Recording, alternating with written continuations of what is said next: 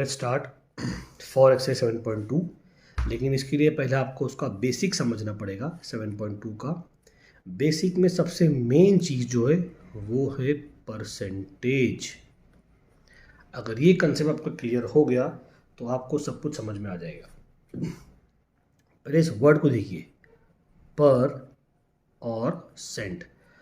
पर वर्ड का मतलब होता है प्रति, सेंट का मतलब होता है 100। जो वर्ड है ना हमारा सेंचुरी, ये सेंचुरी वर्ड एक्चुअली इसी से बना है। सेंचुरी मतलब 100, यानी 100 के कंपैरिजन में अगर मैं आपसे ये सवाल करूं कि हमें कंपेयर करना है हमारे इंडियन पॉपुलेशन में मेल और फीमेल को, तो एक सपोज मैं एग्जांपल दे रहा हूं कि मेल 52% है और फीमेल जो है वो 48% है। दोनों मिलाकर कितने हो गए? 100%।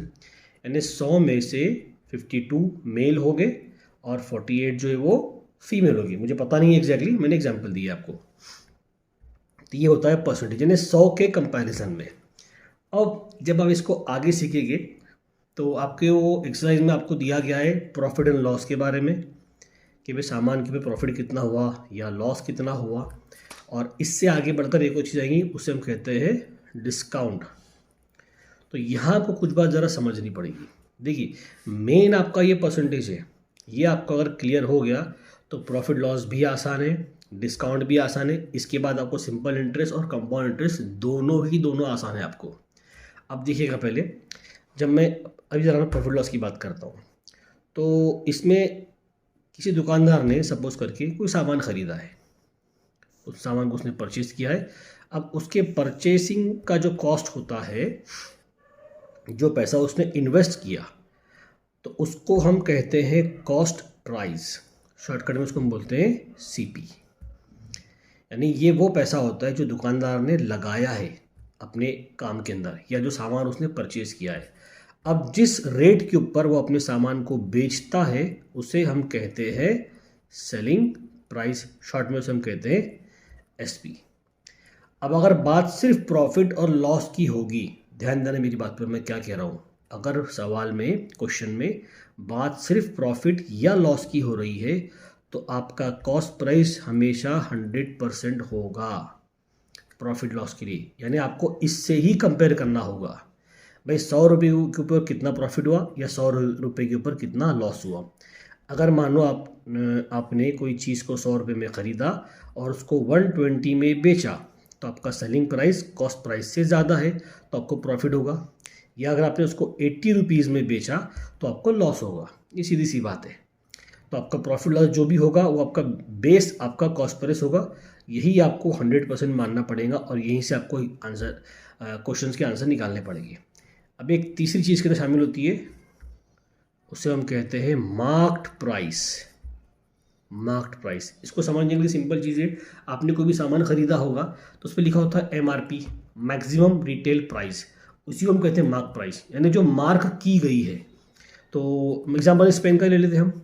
सपोज कि ये पेन का जो MRP उस पर लिखा गया है, उसको लिखा गया है ₹10।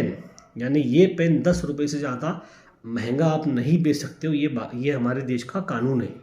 ये इलीगल है 10 से ज़्यादा बेचना। MRP अगर 10 है तो आपको 10 में ही बेचना पड़ेगा। अब कभी कभार ऐसा होता है, एग्जांपल लेंगे हम, समझ लीजिए कि किसी चीज़ का जो मार्क्ड प्राइस है, शॉर्टकट में उसको मैं MP लिखता हूँ, वो अगर 125 रुपीज़ है तो अब देखिएगा दुकानदार क्या करता है। दुकानदार थोड़ा सा अपनी ग्राहकी बढ़ाने के लिए सामने वाले को डिस्काउंट देता है। अब उसने डिस्काउंट दे दिया है, जो डिस्काउंट होगा उसका तो वो होगा 20%। उसने डायरेक्ट खुल के लिखा नहीं, क्योंकि देखिए हर चीज़ का रेट अलग अलग होगा, लेकिन उसको एक उसने बेस डिस्काउंट दिया 20%। ये उसका बेस डिस्काउंट है, यानी हर सामान के ऊपर 20% की आपको छूट है। अब हमको तो टैली करना पड़ेगा ना कि 20% एक्चुअली प्राइस होता कितना है, मुझे थोड़े सारा सामान खरीदना है। जब डिस्काउंट की बात होगी तो आपका 100% मार्क प्राइस हो जाएगा डिस्काउंट टैली करने के लिए।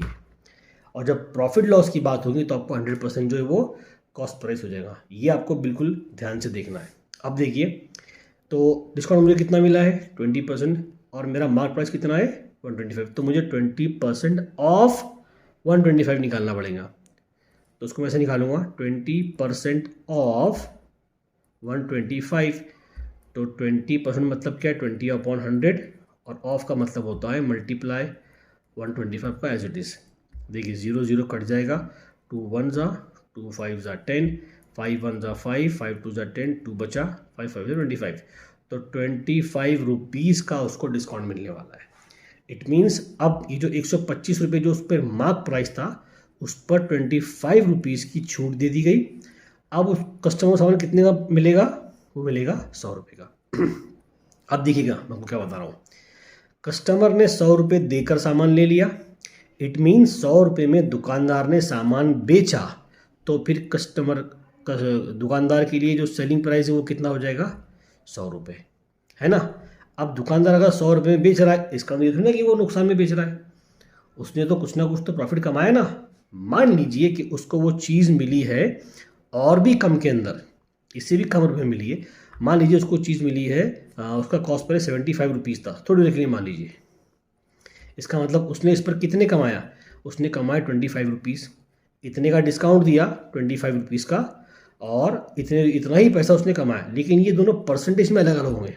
देखिए कैसे, हमने मार्क्ड प्राइस के ऊपर हमने 100 उसको मान कर हमने डिस्काउंट कितना था 20%, है ना। लेकिन अब आपको प्रॉफिट टैली करना है यहाँ पर, तो ये आपका 100% हो जाएगा। तो इसका एक फार्मूला है प्रॉफिट एंड लॉस का। देखिए अगर आपको प्रॉफिट परसेंट निकालना है तो फॉर्मूला उसका बनेगा profit upon CP multiply by 100, और अगर आपको लॉस परसेंट निकालना है सेम फॉर्मूला है, सिर्फ प्रॉफिट या लॉस आएगा loss upon CP multiply by 100। अब लॉस कब आता है, जब आपका कॉस्ट प्राइस जिस रुपए में आपने ख़रीदा है अगर आप उसको उससे कम में बेचेंगे तो आपको लॉस होगा, जैसे आपको मैंने यहाँ बताया था, ये लॉस के लिए और ये वाला प्रॉफिट के लिए। अब यहाँ पर हम निकाल लेते हैं कि उसने कितना परसेंट प्रॉफिट कमाया।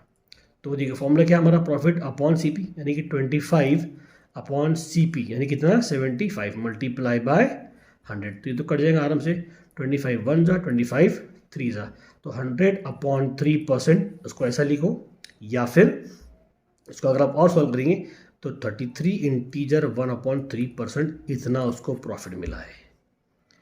तो यहाँ आपको सबसे मेन चीज़ जो मैं आपको बताने की कोशिश कर रहा हूँ कि अगर बात प्रॉफिट लॉस की होगी तो कॉस्ट प्राइस आपका 100% के बराबर होगा, और अगर बात डिस्काउंट की होगी तो आपका मार्क प्राइस जो है वो आपका 100% के बराबर होगा। इस बात को आपको बहुत अच्छे से ध्यान देना है, ठीक है। तो चलिए हम एक्सरसाइज 7.2 स्टार्ट करते हैं।